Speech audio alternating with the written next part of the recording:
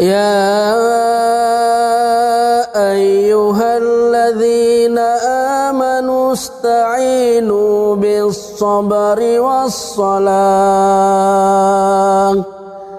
إن الله مع الصابرين. وإياكم ومحدثات الأمور فإن كل محدثة بدعة وكل بدعة ضلالة. Kata Nabi, jauhkan dari kalian setiap perkara-perkara yang dalam agama, karena setiap perkara yang mulai bid'ah dan setiap bid'ah adalah sesat. Nabi yang menyuruh kita untuk menjauhkan semua perkara yang baru dalam agama. Nabi yang menyuruh kita, sallallahu alaihi wa ala alihi wasallam, jauhkan semua yang perkara yang baru dalam agama ini. Karena Nabi mengatakan setiap yang baru dalam agama adalah bid'ah. Setiap bid'ah adalah sesat. Nabi yang mengatakan semua bid'ah sesat. Siapa yang mengatakan? Rasulullah SAW, as-sadiqul masduq. Assalamualaikum warahmatullahi wabarakatuh. Piye kabare dulur-dulurku? Muga-muga sehat kabeh. Ojo lali dijogo bathuke, ojo sampai ireng koyok bar distempel. Wahabi itu sering sekali menyampaikan satu hadis yang bunyinya itu begini: Inna asdaqal hadis kitabullah wa khairul huda huda Muhammad wa syarrul umur muhdasatuha wa kulla muhdasatin bid'ah wa kulla bid'atin dolalah. Sejelek-jeleknya perkara adalah sesuatu yang diperbaharui atau yang dibuat-buat, dan sejelek-jeleknya yang dibuat-buat itu adalah bid'ah. Semua bid'ah adalah sesat. Sebenarnya hadisnya itu tidak salah, hanya saja pemahaman yang mereka pahami dari itu mungkin agak nyeleweng. Sehingga di sini jelas sekali perbedaan antara ideologi Wahabi atau pemahaman mereka yang mengikuti Syekh Muhammad bin Abdul Wahab An-Najdi dengan pemahaman Ahlus Sunnah wal Jamaah atau yang dikenal dengan pemahaman Maturidiyah dan Asy'ariyah. Itu sangat menonjol sekali perbedaannya ya di sini nih. Kenapa? Karena mereka Wahabi selalu mengartikan hadis secara tekstual, secara redaksional saja. Redaksinya bagaimana diartikan seperti itu. Sedangkan Ahlus Sunnah wal Jamaah mengartikan hadis secara kompleks. Ada korelasi hadis-hadis yang lain digabungkan, mengikuti asarus sahabat, pemahaman para sahabat, dan juga pemahaman para salaf.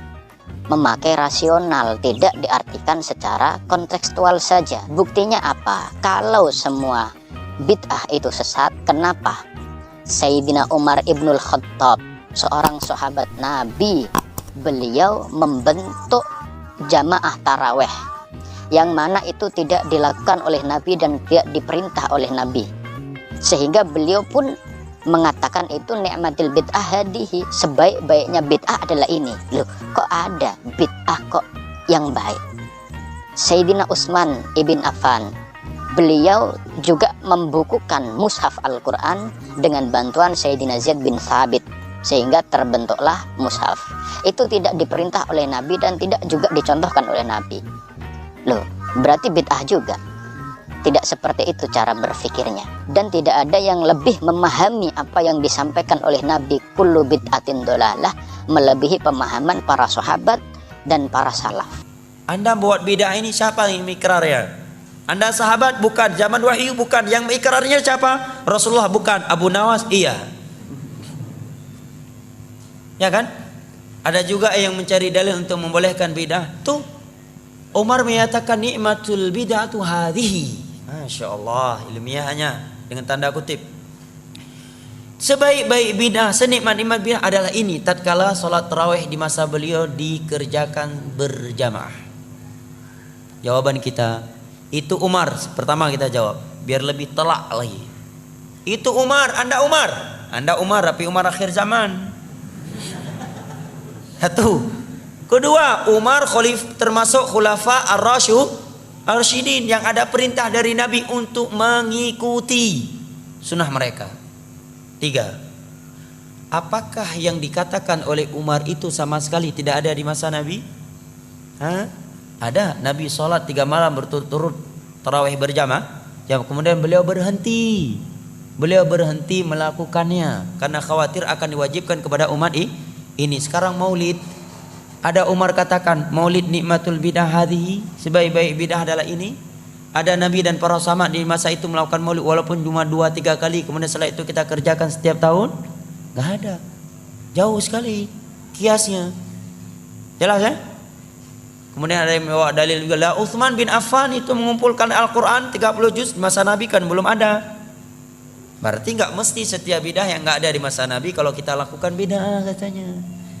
Jawabannya itu Utsman Pak, Anda Utsman bukan, walaupun nama bapak Utsman tapi Utsman akhir zaman. Kedua, Utsman khulafa ar-rasyidun, yang ada perintah khusus dari Nabi untuk mengikuti sunnah mereka.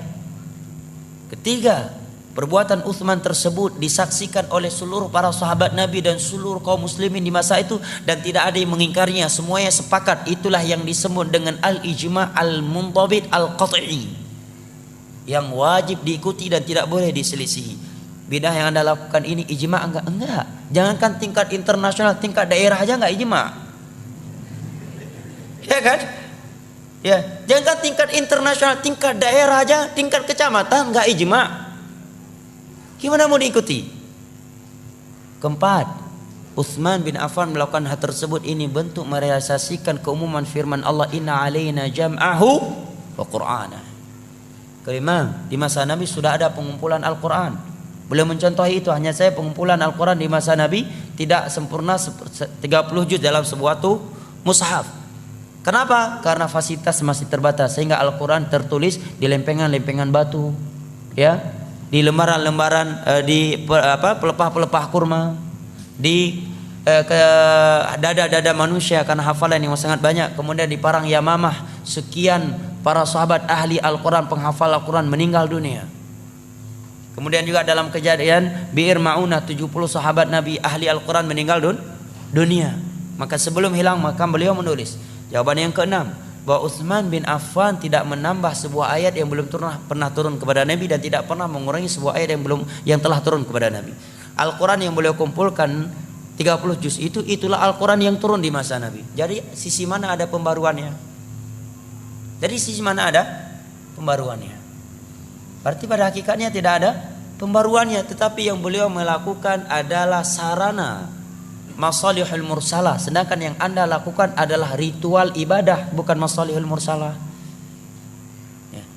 Kan alasan sebagian orang nggak apa-apa melakukan ibadah yang tidak ada tuntunan dalam agama selama tujuan kita baik, kedua selama tidak ada larangan katanya. Jadilah dalil-dalil di atas tadi. Maka itu jawabannya. Kalau ini kaedahnya dalam beragama, maka setiap menit akan keluar bidah baru, ibadah baru. Nggak percaya? Ada orang sholat subuh 4 rakaat. Oh ini hari Ahad nih lagi ada tabligh akbar, subuh kali ini 4 rakaat aja lah, kita lagi semangatin. Nggak boleh Anda bilang bidah. Kenapa? Karena nggak ada larangan. Nggak ada larangan. Jangan sholat subuh lebih dari 2 rakaat. Bawa ayatnya, hadisnya. Nggak ada. Ya kan? Cuma yang ada dalam Islam subuh hanya 2 rakaat, tidak lebih. Nabi tidak pernah sholat subuh lebih dari 2 rakaat. Dan Allah memerintahkan kita untuk mengikuti Rasulullah dalam bab sholat. Gak ada larangan jangan sholat subuh 2 rakaat.